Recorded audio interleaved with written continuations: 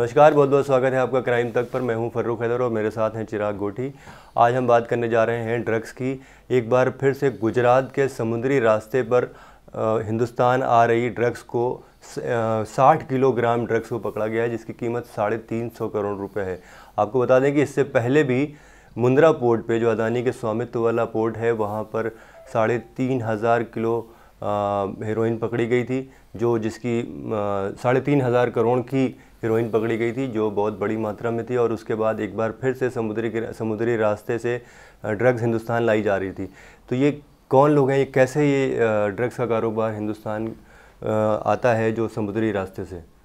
देखिए, सबसे पहले हमने आपको याद होगा जब मुंबई में अटैक हुआ था तो जो टेररिस्ट आए थे वो भी समुद्री रास्ते से आए थे। ये बात उस समय सामने आई थी।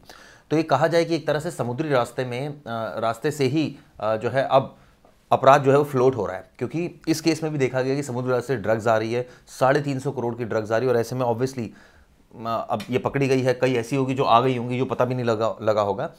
तो इसका मतलब यहाँ बहुत बड़ी मार्केट है जो इसको कंज्यूम हो रही है, इतनी सारी ड्रग्स इतनी बड़ी मात्रा में। कौन लोग हैं, नेटवर्क क्या है, कौन भेज रहे हैं, ये ऑब्वियसली सीमा पार से कई बार आती है, कई बार और मिडिल ईस्ट कंट्रीज से आती है, कई और कंट्रीज से भी आती है। तो ये तो अलग अलग ग्रुप्स हैं, अलग अलग इसका नेक्सस जो है वो चला रहा है लगातार। लेकिन हैदर भाई, सबसे बड़ी बात यह है कि गुजरात में ही क्यों हो रहा है ऐसा। आपने देखा कि पिछले 2 बार से आपने मुंद्रा पोर्ट की बात की, अब ये 350 करोड़ की ड्रग्स और मिल जाना, तो क्या वहाँ से अंदर आना बहुत ईजी है या क्या वजह क्या है, क्यों एकदम हो रहा है सारा कुछ? देखिए, अंदर आना इजी तो किसी भी समुद्री रास्ते से नहीं है, क्योंकि हमारी जो कोस्ट गार्ड है, इंडियन कोस्ट गार्ड, वो लगातार हमारे जो कोस्टल एरिया हैं उनको गार्ड करती है। होता क्या है कि जो इंटरनेशनल वाटर्स हैं वहाँ तक वो चीज़ें आती हैं, जो भी स्मगलिंग की चीज़ें हैं, वहाँ से जो लोकल वाटर्स में चलने वाली इंडियन बोट्स हैं उनकी मिली भगत से वो चीज़ें यहाँ पर आती हैं।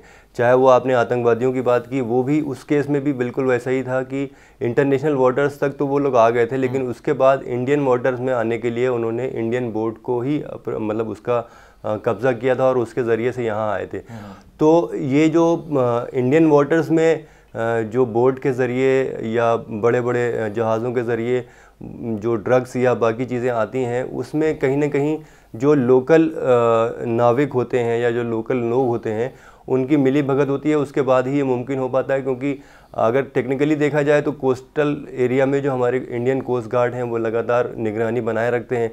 तो इसलिए किसी विदेशी का इस तरह से आ पाना तो मुश्किल लगता है, लेकिन किसी देसी बंदे की मिली भगत से ये मुमकिन हो सकता है। तो इस केस में भी ऑब्वियसली जांच होगी तो पता चलेगा। लेकिन सवाल यही है कि गुजरात में ही क्यों इतना ज़्यादा, रूट को गुजरात क्यों चुना गया? क्या इसलिए कि कोस्टल एरिया के पास है, या इसके पीछे कोई और ज्योग्राफिकल रीजंस है, या ये रीजंस है कि वहाँ पर खपत बहुत ज़्यादा है या पेडलर्स बहुत ज़्यादा है वहाँ पर? देखिए, जो भी इंटरनेशनल जो कैरियर्स आते हैं, जो बड़े बड़े जहाज़ आते हैं, वो गुजरात पोर्ट पे ही रुकते हैं, क्योंकि उसका जो पोर्ट है वो अगर आप पाकिस्तान ले लें या आप ईरान ले लें या बाकी मिडिल ईस्ट कंट्री ले लें तो उनसे नज़दीक पड़ता है। और ये यहाँ पे पोर्ट काफ़ी मतलब काफ़ी बड़े एरिया में फैला हुआ है और यहाँ पे काफ़ी बड़ी तादाद में ये सब सामान आते हैं।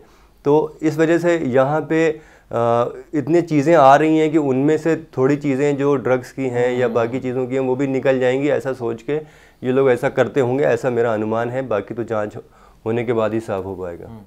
नहीं, लेकिन जिस तरह से आपने बताया गुजरात में, अगर पोर्ट आपने कहा काफ़ी बड़ा पोर्ट है, क्या वाकई सिर्फ पूरे भारत में गुजरात ही ऐसा पोर्ट है जहाँ पर ये पूरा स्मगलिंग इजीली हो जाता है, या और भी कोस्टल एरियाज़ हैं जहाँ पर बहुत ज़्यादा एक तरह से कहा जाए दूसरे देशों से सामान आदान प्रदान बहुत ज़्यादा होता है?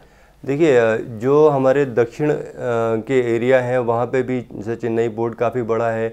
उसके अलावा मुंबई चूँकि इतना मतलब सेंटर इलाका है एक तरह से कहा जाए, वो एकदम वहाँ पे जो निगरानी होती है बहुत ज़्यादा कड़ी होती है। तो वहाँ अच्छा, जो अपराधी होते हैं, जो इस तरह की सोच रखते हैं, जो सामान भेजते हैं, उनको लगता है कि मुंबई भेजेंगे तो वहाँ पे निगरानी ज़्यादा है, वहाँ पे पकड़े जाने के चांसेस ज़्यादा हैं। इसलिए वो दूसरे जो कोस्टल एरिया है, जो दूसरे आपके पोर्ट्स हैं, वहाँ पे भेजते हैं।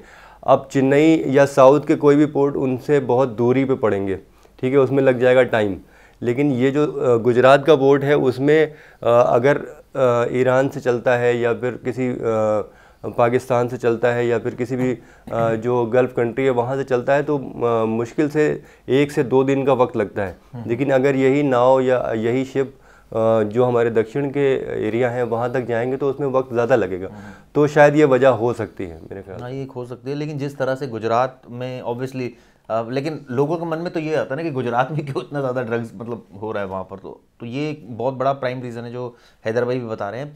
और इसका मतलब हैदर भाई ये भी साफ है कि इतना ज़्यादा आ रहा है तो वहाँ पेडलर्स की भी बहुत ज़्यादा बहुत संख्यक में होंगे, क्योंकि तभी ये संभव हो पा रहा है, क्योंकि वहाँ जब डिमांड और सप्लाई की बात है तो सीधी सीधी जाहिर सी बात है कि अगर वहाँ से ड्रग्स डिलीवर होता है और उसको सड़क के रास्ते मुंबई या बाकी शहरों में ले जाना आसान है बनिस्बत पानी के रास्ते, तो इसलिए वहाँ पे पेडलर्स की भी संख्या ज़्यादा होगी। जाहिर सी बात है, जो इतनी बड़ी बड़ी तादाद में सितंबर के महीने में मुंद्रा पोर्ट में पकड़ा गया और अब जो हिंदुस्तान के समंदर में पकड़ा गया, तो ये इतनी बड़ी तादाद में जो ड्रग्स आ रहे हैं वो इसी वजह से आ रहे होंगे क्योंकि वहाँ पे पेडलर ज़्यादा हैं और वो वहाँ से बाकी शहरों तक ड्रग्स की सप्लाई करते हैं। और यही वजह है कि वहाँ पे इस तरह की चीज़ें और ज़्यादा हो रही हैं। बहरहाल अभी तो शुरुआती मामला है, इसकी जांच होगी, उसके बाद ही चीज़ें साफ़ हो पाएंगी। तो फ़िलहाल आज के प्रोग्राम में इतना ही। हम कल फिर हाजिर होंगे एक नए टॉपिक के साथ। तब तक के लिए नमस्कार।